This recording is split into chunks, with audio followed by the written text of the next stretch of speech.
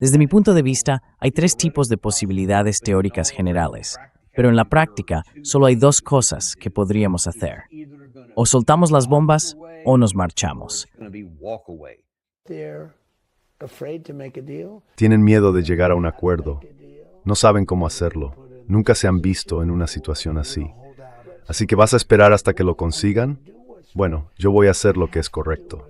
Tengo que hacer lo que es correcto. Pero el estrecho debería estar abierto, ¿no? Debería estar abierto. Mira, detener el estrecho es muy fácil. Solo tienen que decir, hemos dejado una mina en algún punto del estrecho. Ya sabes, tenemos una pequeña desventaja, pero no pasa nada. El estrecho estará abierto, no tendrán un arma nuclear, y el mundo seguirá adelante. Y verás cómo bajan los precios de la gasolina, los precios de la energía en general, como nunca antes se ha visto.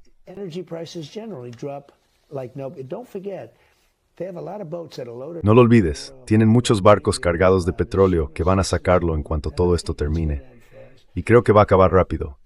Han estado bloqueando al mundo durante muchos años con el estrecho. Ya sabes, lo han usado muchas veces. Decían, cerraremos el estrecho. Y lo han cerrado en el pasado. Lo usan como un arma. Pero conmigo no lo están usando como un arma.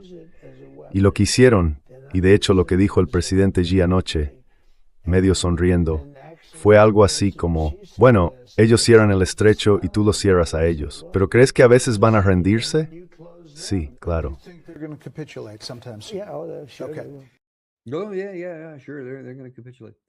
Sí, claro, van a capitular.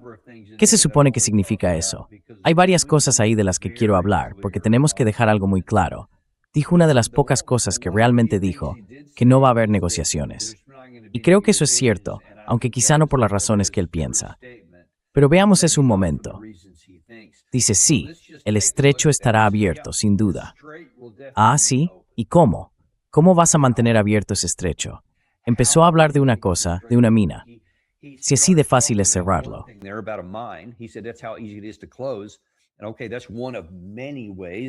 Vale, esa es una de las muchas formas en que los iraníes pueden mantenerlo cerrado. ¿Cómo se elimina eso? Eso no se mencionó en absoluto. Y oye, hay que reconocerle el mérito a Brett Baer porque hizo algunas de las preguntas difíciles y en ciertos momentos incluso insistió un poco. No hizo demasiadas preguntas fáciles, o al menos puso sobre la mesa la oportunidad de obtener respuestas reales o de ver exactamente en qué punto está Trump. Ojalá hubiera insistido un poco más, porque la primera pregunta, la que debería haber sido la obvia pregunta de seguimiento a esa afirmación, era, de acuerdo, señor presidente, pero ¿cómo? Usted dice que sí, que van a ceder.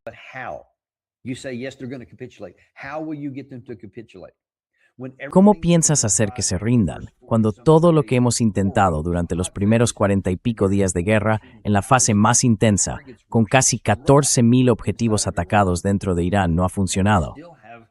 Aún así, siguen teniendo 30 de 33 baterías de misiles o fábricas y lanzadores de misiles operativos en el Golfo, a lo largo del Golfo Pérsico, del Golfo de Omán y del Estrecho.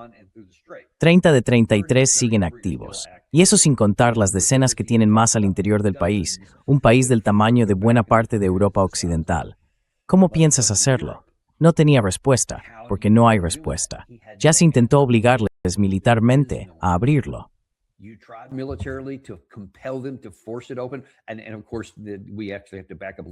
Y claro, tenemos que retroceder un poco. Fuiste tú quien empezó a usar la fuerza. Y eso fue lo que provocó el cierre del estrecho. Mira, él intenta argumentar aquí, lo cerraron antes. Supongo que se refiere a los tiempos de las guerras de los petroleros, durante la administración Reagan, cuando hubo algunas restricciones en esa zona. Y fue entonces cuando pasamos, creo, más de un año escoltando petroleros por allí. Imagino que a eso se refiere, pero no ha habido ningún otro momento en que lo cerraran, y ni siquiera entonces lo cerraron del todo.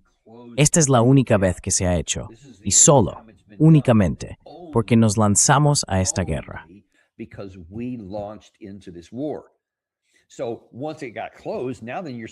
Así que una vez que se cerró, entonces dices, vaya, cuidado. Porque según todos los indicios, mucha gente, y he hablado con algunas personas aquí, incluso en las últimas 24 horas, Dice que el presidente Trump fue convencido por Netanyahu y por miembros del ejército israelí de que la guerra se ganaría en unos 4 días, que el asesinato de Ali Khamenei, el líder supremo, junto con otras figuras que eliminarían todas las cosas que volarían por los aires, el daño que causarían al país, harían que se rindieran en unos 4 días. Esa es una de las razones por las que el presidente Trump en los primeros días dijo, hemos ganado. Sí, hemos ganado.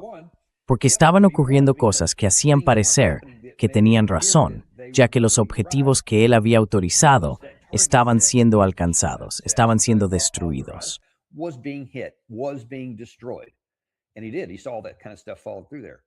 Y así fue. Vio cómo todo ese tipo de cosas se venían abajo. Así que pensó, hemos ganado. Fue entonces cuando dijo algo como rendición incondicional. Eso es lo único que voy a aceptar. ¿Recordáis aquellos días cuando en los primeros días decía eso? Luego se quedó callado sobre el tema, cuando al cabo de una semana empezó a quedar claro lo que pasaba. Y después la cosa se alargó más días todavía. Y se hizo evidente que no solo no iban a rendirse, que no iban a colapsar, sino que además su control sobre ese golfo, o mejor dicho, sobre los estrechos, era total. Y ahora él no puede forzarlos a abrirlo. Después pasó el resto del tiempo intentando obligarles a abrirlo.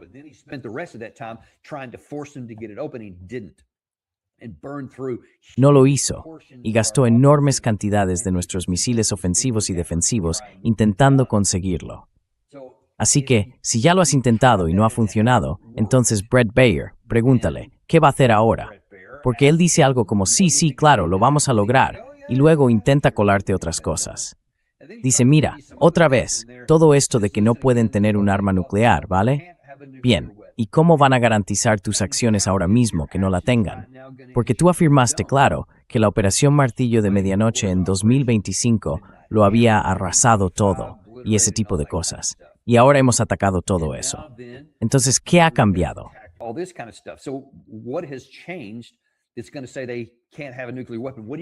Va a decir que no pueden tener un arma nuclear. Pero ¿qué vas a hacer para asegurarte de que realmente no puedan tenerla? Porque como dijo Ted Postal en nuestro programa, y ahora os mostraremos un fragmento, el verdadero potencial está en la capacidad intelectual del lado iraní. O negocias eso, o destruyes a todo el mundo. No se trata solo de las instalaciones. No es solo el polvo nuclear, como él lo llama. No va de eso. Se trata de la capacidad intelectual, y eso no se puede destruir. Así que, ¿qué vas a hacer para garantizar que no haya capacidad nuclear? No tuvo respuesta para eso. Y luego intenta tranquilizar a todo el mundo, diciendo que todas las protestas que están disparándose aquí no son para tanto.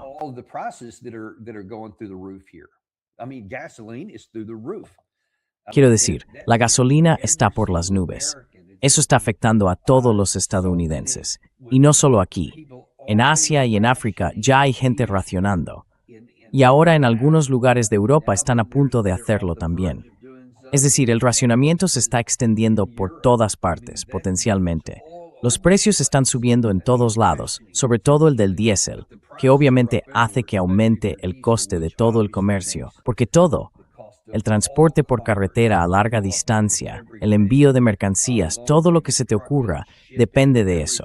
El combustible para aviones, por supuesto, sale de muchos de los derivados que obtenemos del Golfo Pérsico. Y eso no está llegando. Y él dice, sí, pero no te preocupes porque voy a conseguir que el estrecho se abra muy pronto.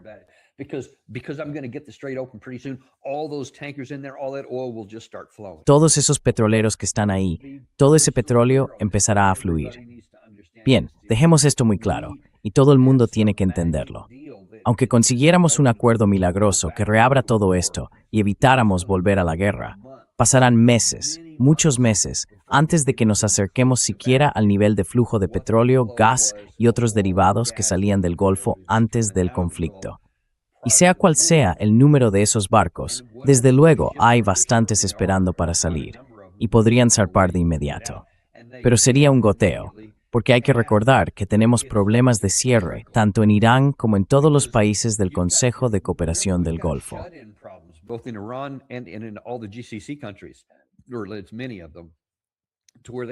Son muchos, hasta el punto de que han tenido que parar, cerrar o reducir drásticamente la producción de algunos pozos. Y nadie sabe cómo va a ser volver a ponerlos en marcha. Puede que todo funcione bien, pero puede que no. Puede que haya problemas serios, así que llevará tiempo recuperar ese nivel. Y luego, claro, está el problema mayor. Todos esos petroleros VLCC que van a tener que venir de otros lugares. ¿Me entiendes? Es un problema largo y complicado de resolver. Así que el presidente Trump está completamente equivocado cuando dice, sí, los precios del petróleo, de la gasolina, todo va a bajar en cuanto yo lo arregle. Porque no es así.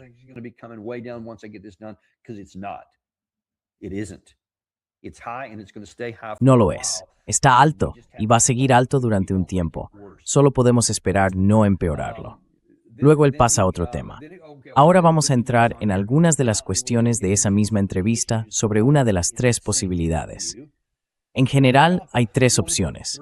Se puede llegar a un acuerdo negociado, se puede dar un paso atrás o puede haber bombardeos. Esas son las tres posibilidades categóricas. Bueno, yo creo que en realidad son solo dos. En el fondo, o te retiras o hay bombardeos, porque hemos destruido por completo el terreno para la diplomacia, como Trump comenta sin darse cuenta aquí.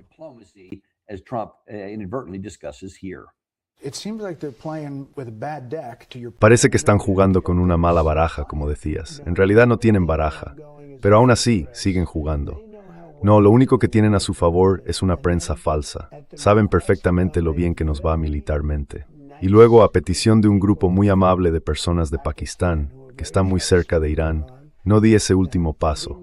Me dijeron, ¿podrías parar? Vamos a cerrar un acuerdo. Y realmente teníamos los términos de un acuerdo, sin nuclear. Iban a entregarnos las armas nucleares, el polvo nuclear, todo lo que queríamos. Y cada vez que hacen un acuerdo, al día siguiente actúan como si esa conversación nunca hubiera existido. Eso ha pasado unas 5 veces. Hay algo que no va bien con ellos. En realidad están locos.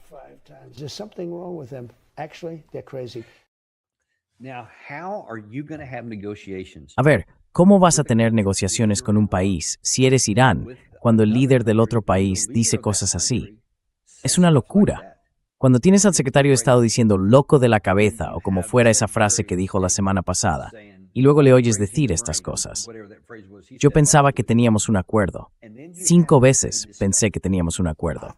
Si eso te suena familiar, debería.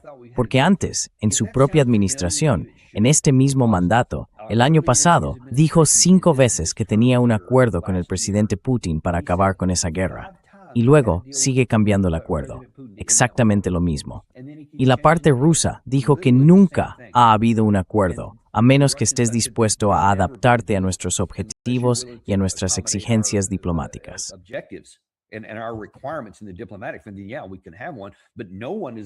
Sí, podríamos tener uno, pero nunca se ha llegado a ningún acuerdo. Y eso, desde luego, es lo que pasa aquí. Tienes a la parte iraní y todo eso y piensas, pero qué demonios, este tipo ni siquiera actúa de forma coherente. Así que, aparte de toda la desconfianza y las promesas rotas del pasado, como la retirada unilateral del acuerdo nuclear en 2018 o el asesinato de su general en 2020, están fingiendo que estábamos negociando en 2025. Fingen que estábamos negociando aquí, y en ambos casos, lanzaron una guerra.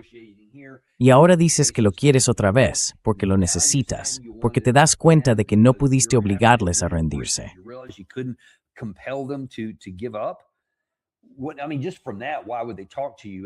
Quiero decir, solo con eso, ¿por qué iban a hablar contigo en absoluto? La respuesta es que no lo harían, a menos que aceptes sus condiciones. Pero si además le sumas eso, ves que no hay un camino práctico por la vía diplomática. Trump no puede llegar a ningún acuerdo. No parece capaz de hacerlo. Y aunque lo hiciera, ¿por qué iba Irán a creer en ello? ¿Por qué actuaría en consecuencia? Ahora bien, desde el punto de vista de Irán, el ministro de Exteriores Abbas Araghchi volvió a abordar esta semana todo este asunto que Trump mencionó en ese primer fragmento que te mostré, sobre eso de que no pueden tener un arma nuclear. Eso está generando mucha frustración en el lado iraní, como dice aquí el señor Abbas.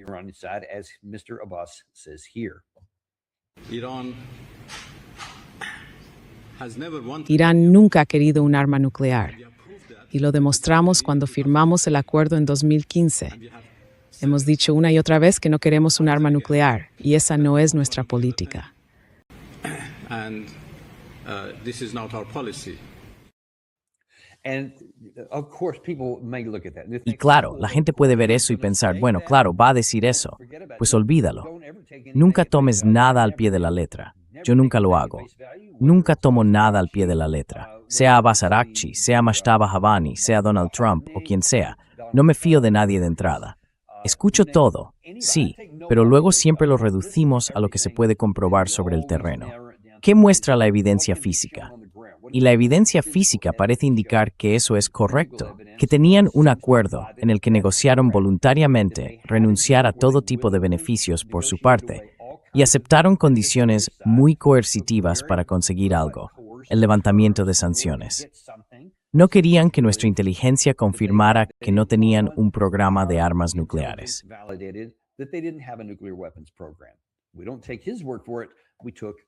No nos fiamos de su palabra. Nos fiamos de la palabra de Tulsi Gabbard. Nos basamos en todas las evaluaciones de inteligencia occidentales, desde 2003 hasta hoy. No tienen un programa de armas nucleares. No han hecho planes para tener uno. Lo único que hemos dicho es que su capacidad de ruptura ha ido aumentando. Ya sabes, el reprocesamiento al 60%. Todo eso significa que si tomaran la decisión, podrían llegar a fabricar una bomba, pero nunca han tenido una. Y cuando pasaron primero al 20% y luego al 60%, siempre lo hicieron como respuesta a algo que habíamos hecho nosotros, alguna sanción que impusimos, y con la condición de que querían volver a los términos del JCPOA. En ese caso, reducirían su capacidad, siempre que nosotros cumpliéramos con nuestra parte. Eso es lo que han dicho.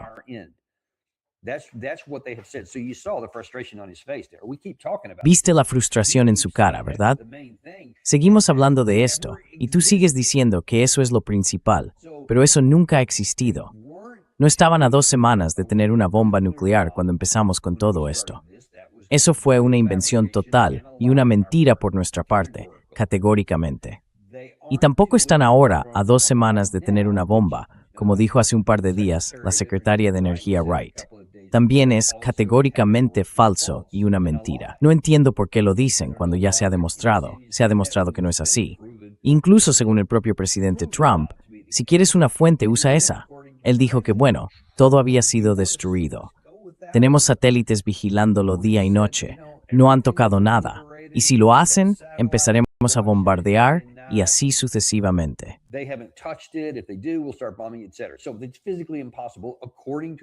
Así que según lo que ha dicho el presidente Trump, eso es físicamente imposible.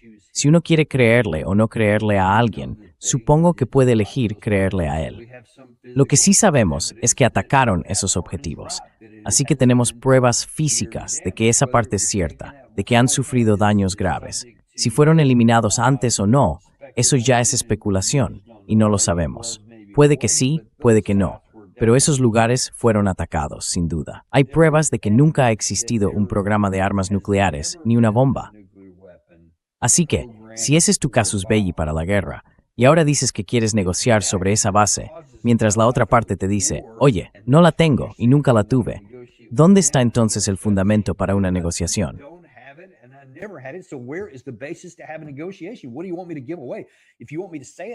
¿Qué queréis que revele? Si queréis que lo diga, lo diré otra vez. Y lo hizo. ¿Cuántas veces os hemos mostrado, en los últimos meses, incluso antes de esta guerra, que seguimos diciendo que lo único que tienen que hacer es declarar que no quieren un arma nuclear, pero no lo hacen? Y siguen repitiendo, una y otra vez, exactamente lo que decís que no hacen, delante de las cámaras.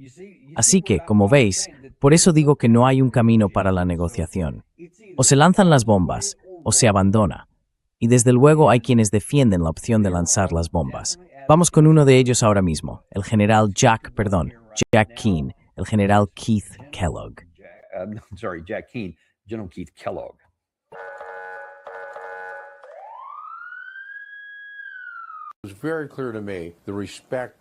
Para mí estaba muy claro el respeto que le tienen al presidente Donald J. Trump.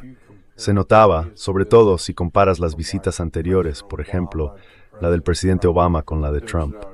No hay ninguna duda. Y creo que ellos entienden que tenemos, digamos, el pie en el cuello de Irán y que ellos necesitan a Irán. Si miras que el 90% de las exportaciones iraníes van a China para sostener su economía, ves que su economía no va bien. La nuestra sí. Nosotros no necesitamos el petróleo del Golfo. Ellos sí, y necesitan ese petróleo para hacer crecer su economía. Así que cuando veo lo que está pasando en el Golfo, me parece algo muy positivo. El único que ha actuado con sensatez en todo esto ha sido el presidente Trump. Reasonable guy in this whole thing has been President Trump. He's been a war president. Look, I'm just Ha sido un presidente en tiempos de guerra. Mira, yo solo soy ruido de fondo. Él es el presidente de los Estados Unidos. Constitucionalmente, es el comandante en jefe. El único comandante en jefe. Pero yo soy de esos que van un poco más allá. Quiero decir, me gustaría tomar algo de valor y ponerles a ellos, a su administración, a los iraníes, en una situación de riesgo. Y por eso he dicho muchas veces, tomemos algo como la isla de Karg o las islas Siri en el estrecho. La razón es que es como si te quitabas el coche o la casa. Ahora es mío. Ya tienes mi número de teléfono. Llámame. No queremos que lo recuperes. Y nada más haremos el asunto. give me a call when you want it back, and then we'll talk about it.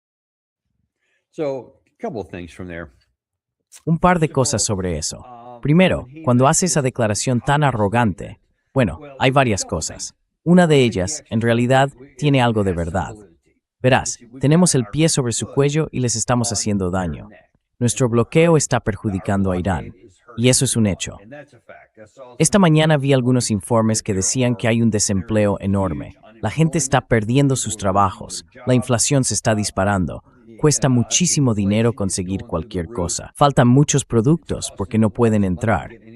Tienen rutas terrestres y hacen algo de negocio por ahí. Pero la situación está muy deteriorada comparada con lo que era antes. A significant degradation over what it was before. So they really are hurting. And the sanctions and the Así que de verdad lo están pasando mal. Las sanciones y los intentos de destruir su moneda, todo eso está teniendo un efecto real en Irán. Están sufriendo, no hay ninguna duda. Pero lo que seguimos diciendo es que ellos ya contaban con eso. Tienen experiencia, saben cómo amortiguar el golpe y saben cómo resistir. Así que si alguien piensa, bueno, como la situación es tan mala, se van a levantar y van a derrocar a su gobierno por nosotros, va a tener que esperar mucho tiempo antes de que eso ocurra. Ahora bien, hay cosas que él dice que son completamente falsas. Por ejemplo, cuando afirma que no necesitamos su petróleo. Esa es una de ellas, que no necesitamos el petróleo de Oriente Medio. one of the things. We don't need Middle Eastern oil. We got all our own oil, so it needs everybody else. Tenemos nuestro propio petróleo, así que, ¿quién necesita a los demás? Si no necesitamos su petróleo, ¿por qué ha subido el precio hasta $5 por galón en Estados Unidos?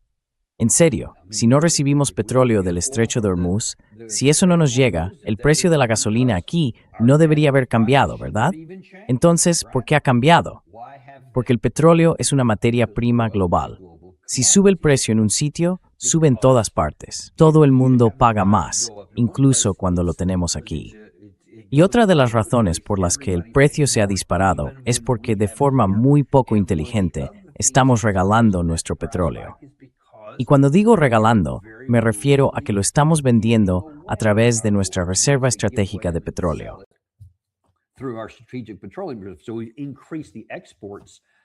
Hemos aumentado las exportaciones durante un tiempo, porque no puedes simplemente encender las bombas y decir, venga, saquemos más del suelo y exportemos eso también.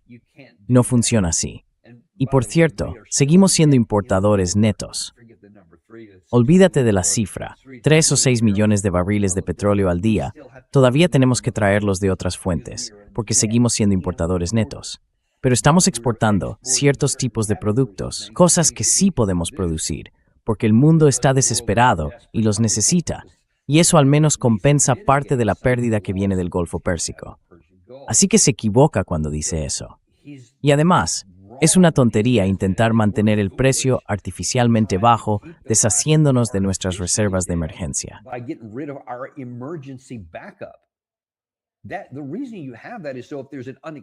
La razón por la que existe eso es para que si hay una interrupción inesperada en el suministro, puedas, como país, cubrir tus propias necesidades.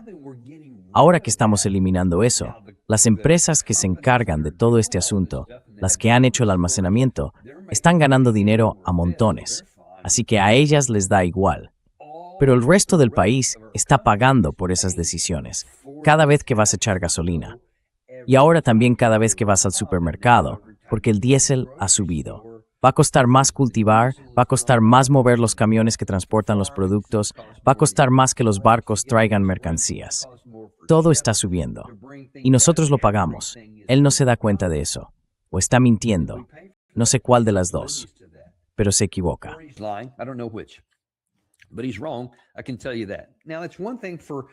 Puedo decirte eso. Ahora bien, una cosa es que un general retirado como Keith Kellogg diga cosas así. Sabemos que Trump le escucha, lo sabemos. Antes fue uno de sus enviados para Ucrania. Además, fue asesor de seguridad nacional del vicepresidente en la primera administración de Trump. Así que, evidentemente, le escucha. No sé por qué. Ha quedado demostrado que se ha equivocado de forma catastrófica muchas veces, pero aún así lo hace. Pero una cosa es que lo diga un militar retirado, y otra muy distinta es que lo diga un oficial en activo. Y una de las razones por las que el presidente Trump puede hacer afirmaciones de ese tipo, como hemos destruido y derrotado militarmente, ya hemos ganado, es porque quizá esté escuchando a personas como el almirante Cooper.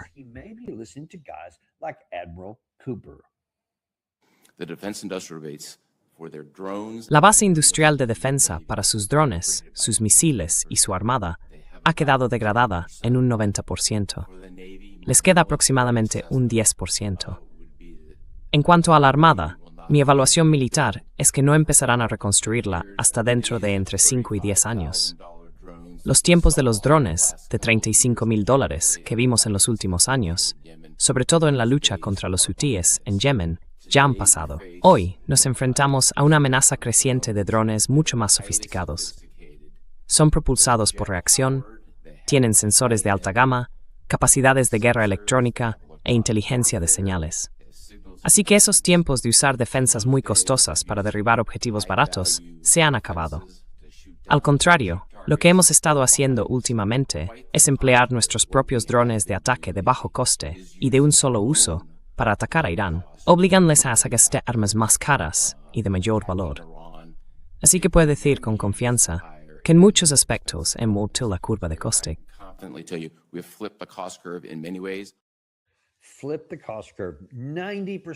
Reducir drásticamente los costes, un 90% menos, eso es absurdo. Es evidentemente falso. Además, el New York Times, el Washington Post, el Wall Street Journal y la CNN han informado, cada uno por su cuenta, en distintos reportajes, que Irán conserva aproximadamente el 75% de todo lo que tenía. Algunos informes incluso apuntan a que podría llegar al 90% de su capacidad de misiles. Siguen teniéndola. Es obvio que la tienen. Solo hay que imaginar lo irracional que sería. Estaríamos, históricamente, entre los países más insensatos de todos los tiempos si después de haber degradado militarmente a alguien y tener el pie, o mejor dicho, la bota sobre su cuello, como dijo Kellogg, le hubieras quitado el 90% de su capacidad y luego levantaras la bota.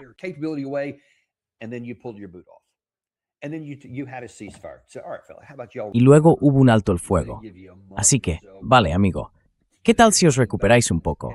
Os vamos a dar, no sé, un mes más o menos para que volváis a meter todo en su sitio y quitéis parte de los escombros de esas laderas que dañamos, pero que no llegamos a destruir, para que podáis volver a usarlas. Claro, tomáoslo con calma. No pasa nada, avísame cuando estéis listos. ¿Ves lo que quiero decir? ¿Te imaginas lo absurdo que sería eso? No somos tontos. Mentimos mucho, sí, pero no somos tontos.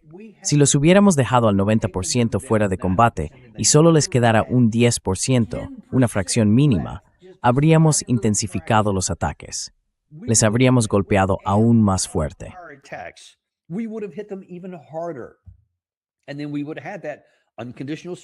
Y entonces habríamos tenido esa rendición incondicional.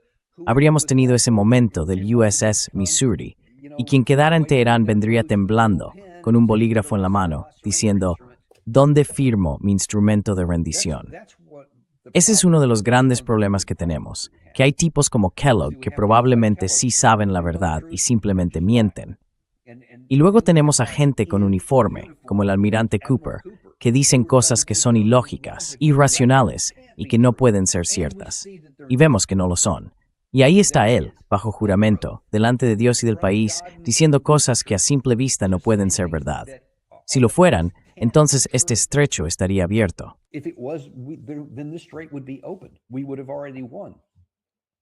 Ya habríamos ganado. If President Pero si el presidente Trump está escuchando a este tipo, y sabemos con certeza que dentro de su entorno hay dos bandos, uno que defiende la teoría de retirarse y otro que defiende la teoría de bombardear sin contemplaciones. and if President Trump Y si el presidente Trump escucha al comandante del mando central decir eso, bueno, ahora si lo dice en público y en privado dice otra cosa, eso no lo sé, no tengo información sobre eso. Puede que por dentro le esté diciendo algo distinto, algo real, no lo sé. Pero desde luego, los otros, los del grupo de bombardear sin contemplaciones, no le están diciendo ese tipo de cosas. Le están diciendo, está dudando, tío, está justo al borde, podemos hacerlo y acabaremos el trabajo de una vez por todas. Así es el presidente Trump. for all. That's who President Trump is listening to. And look, and I mentioned Y si escuchamos, mira, mencioné antes algunas cosas sobre el New York Times. El grupo más belicista parece estar ganando terreno ahora mismo. Esto viene del propio New York Times. Dos funcionarios de Oriente Medio, que hablaron bajo condición de anonimato para tratar asuntos operativos, dijeron que Estados Unidos e Israel están inmersos en preparativos intensos. Preparativos, no solo conversaciones. El mayor alto el fuego hasta ahora entró en vigor ante la posible reanudación de ataques contra Irán tan pronto como la próxima semana. Además, hubo otra información esta mañana que hablaba de cómo Estados Unidos e Israel están cooperando y discutiendo activamente hoy, y que según dicen, en las próximas 24 horas, probablemente tomarán una decisión sobre qué hacer. come up and make a decision about what to do, and potentially as early as Monday. Y potencialmente, tan pronto como el lunes, si deciden seguir el camino de bombas fuera, podríamos ver algo sobre el terreno entonces. Ahí se ve uno de los artículos del New York Times. Irán, por su parte, está diciendo, escuchad. Por cierto, al mismo tiempo que todo esto, creo que os mostré a principios de semana, de parte de nuestro embajador ante la ONU, Mike Waltz está intentando que el Consejo de Seguridad apruebe una resolución para condenar a Irán por cerrar el estrecho de Hormuz. ¿Cómo se atreven a cerrar el estrecho de Hormuz por una supuesta disputa sobre un programa nuclear? Se me olvidó mencionar la guerra que empezamos nosotros, pero bueno, no ha tenido éxito hasta ahora. Pero la misión iraní ante las Naciones Unidas publicó esto ayer. Put this out yesterday. Yesterday it says it is now crystal Sí, clear that the ayer dijeron que ahora está clarísimo que Estados Unidos intenta aprovechar el número de los llamados copatrocinadores de su proyecto de resolución, que es político y parcial, para fabricar una imagen falsa de un amplio apoyo internacional a sus acciones ilegales en curso, con el fin de allanar el camino hacia nuevas aventuras militares en la región. Si Estados Unidos provoca una escalada, todos los estados copatrocinadores compartirán la responsabilidad internacional junto con Washington por las consecuencias. Ninguna excusa política ni cobertura diplomática podrá eximirlos de su responsabilidad por facilitar, permitir o legitimar la agresión estadounidense contra ellos. Así que básicamente están diciendo, escuchad, si la guerra vuelve a estallar, no solo iremos contra los actores de la región, sino también contra cualquiera que se sume a esto para intentar condenarnos. Vosotros también podríais condenar en objetivo. No tengo ni idea de cómo lo harían. you could potentially be a target too. I don't know how they would do that. I don't know whether they would do it, but that's certainly a No sé si lo harían, pero desde luego es una amenaza. Mientras tanto, tenemos a este alto cargo iraní, el señor Arakchi, que apareció en ISNA, su agencia oficial de noticias, diciendo, hemos renunciado a nuestro derecho soberano sobre el estrecho de Hormuz y hemos permitido que equipos militares que se usan contra nosotros pasen por un estrecho que pertenece a Irán. No lo haremos más, y eso es a partir de hoy. Y a lo que se refiere es a los informes de la última semana, más o menos, en los que un par de buques de guerra estadounidenses pudieron cruzar por allí. Bueno, en realidad no es que se les permitiera, lo hicieron, pasaron por el estrecho y supuestamente fueron atacados. through there. Allegedly, they came under fire. One version is that Una versión que nos han contado es que recibieron fuego sostenido desde el lado iraní, pero que lograron derribar todos los drones y misiles que venían y pudieron salir sin sufrir más pérdidas. Por su parte, Irán afirma que dispararon tiros de advertencia y lanzaron un aviso: marchaos o os destruiremos. Dicen que después de eso nos fuimos y que entonces hicieron algunos disparos de advertencia. No sé cuál de las dos versiones es cierta. Ambos lados tienen motivos para hacer que parezca que su versión es la correcta. Pero ahora lo que Irán está diciendo es: intentadlo una vez más. Si cualquier buque de guerra entra ahora en el Golfo, lo destruiremos. Y eso es lo que están diciendo desde que ocurrieron todos esos incidentes.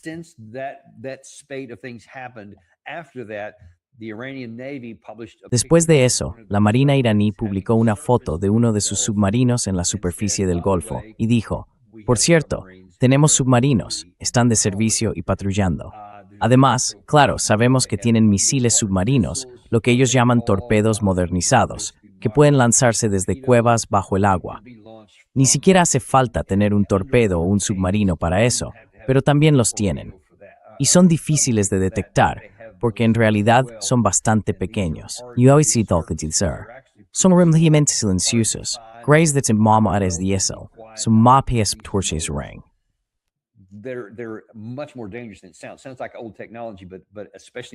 Parece una tecnología antigua, pero sobre todo en algunas zonas de aguas poco profundas, esas cosas pueden ser efectivas.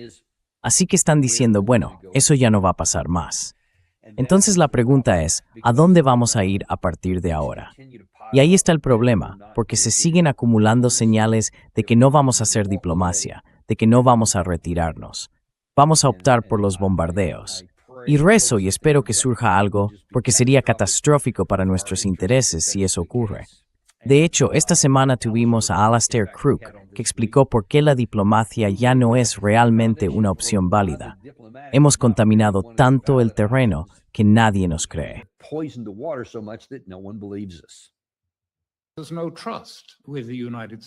No hay confianza en el gobierno de Estados Unidos. Quiero decir, ya lo han hecho 2, 3 veces. De hecho, han decidido lanzar ataques por sorpresa en medio de negociaciones, así que no hay una gran sensación de confianza en que puedan llegar a un acuerdo. Por eso los iraníes insistirán, de acuerdo, pero queremos que esto quede en un tratado legal formal, aprobado por el Consejo de Seguridad o por el Congreso. Trump no puede hacer eso.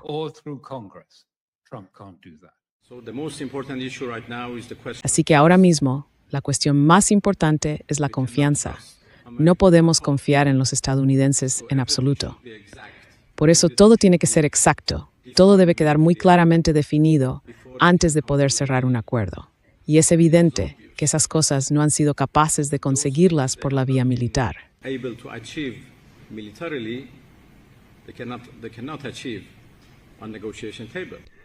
No consiguen establecer una mesa de negociación. Y para mi gran pesar, no hay diplomáticos en el lado europeo dispuestos a implicarse, dispuestos a hacer nuestro trabajo profesional, para lo que fuimos formados, sentarnos juntos, buscar soluciones, proponerlas a nuestras capitales. Los que me encuentro son simples propagandistas, y los diplomáticos deberían escucharse entre sí y tratar de informar a sus capitales de forma imparcial, porque retor las leyes de ser tan necesarias. Palabras de trofranden. Aaron se me crocos when ik sigedaldien está aquí en trat seri, at malades skirds de algunos que mi cast same que se da orden. At least some of my colleagues before it is too late. Mira, eso era como un montaje de varias cosas que han pasado esta última semana, cosas importantes que hay que saber. Pero deja muy claro, y de forma bastante dolorosa, que no se trata solo de un tema. Seguimos sin querer cumplir nuestra palabra en nada. Queremos convencer, queremos amenazar, queremos bombardear. Y cuando no conseguimos lo que queremos, decimos lo que haga falta para intentar lograrlo. Y si decimos algo y la otra parte no hace lo que queremos, entonces rompemos el compromiso y nos marchamos, o simplemente nos salimos del acuerdo. Claro, esto viene de lejos.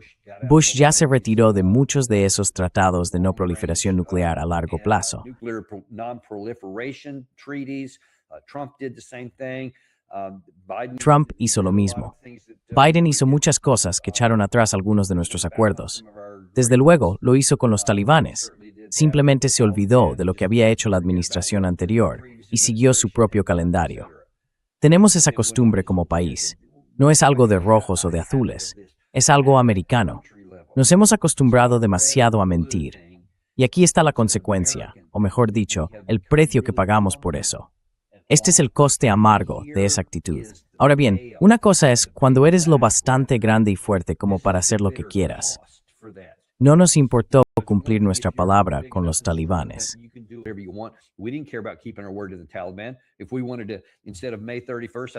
Si hubiéramos querido, en lugar del 31 de mayo, creo que era la fecha en la que se suponía que debíamos haber salido, Biden ni siquiera lo pensó 2 veces. Dijo, bueno, lo haremos el 11 de septiembre. No estamos preparados, así que no lo vamos a hacer ahora. No negociamos nada. No vamos a cumplir nuestra palabra en eso, y lo haremos así, porque le conviene a él. Así que ni siquiera nos preocupamos por eso. Y luego, claro, todo lo que tenemos con la parte rusa, puedes remontarte a 2014, a los acuerdos de Minsk, y así sucesivamente. Y todo lo que hemos hablado sobre Irán. Hemos destruido nuestra debilidad.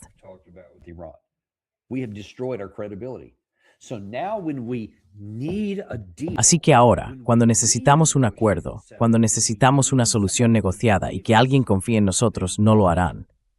Eso nos deja con 2 opciones, marcharnos con vergüenza, y marcharse sigue siendo la menos mala de todas. Pero aún así hay que tragarse el orgullo, porque es seguro que tus oponentes políticos aquí lo aprovecharán para decir, esto es un fracaso enorme. Y tus adversarios sin duda también lo harán. Y quedará mal. Es la menos mala, pero la peor alternativa sería decir, de acuerdo, como no tengo credibilidad y ya no puedo lograr una salida diplomática, voy a volver a la vía militar, lo que solo empeorará las cosas.